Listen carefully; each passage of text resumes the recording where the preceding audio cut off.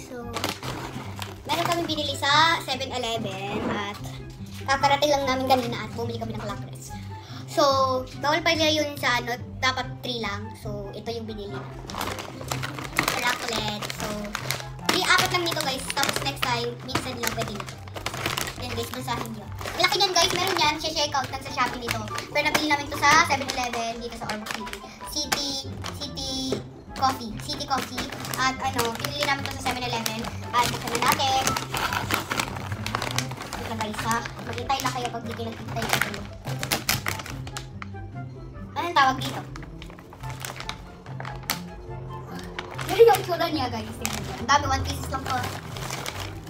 So, alisin natin na sa taas kasi baka ano dito guys. Nakakain ko. Stop!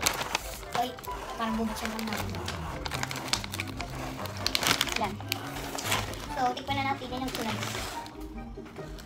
So, kain kayo ang nanay.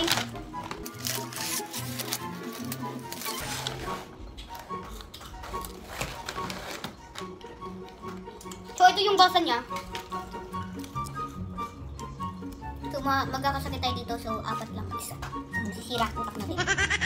So, mamaya i-upload pala tong video kay nanay ko. Ang dami na ng followers dyan sa comment section dito sa gilid. Ang dami na yun ang follow yung nagsain ako. Nakita niyo ba yun? Ako si Ellie.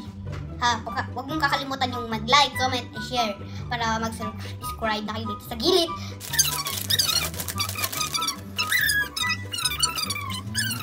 So, isa na lang guys ang kakunin natin.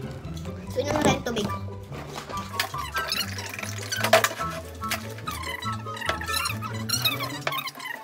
Magkakalagnat ka. So, huwag kayong kumain ha. Mag-comment na kayo dyan.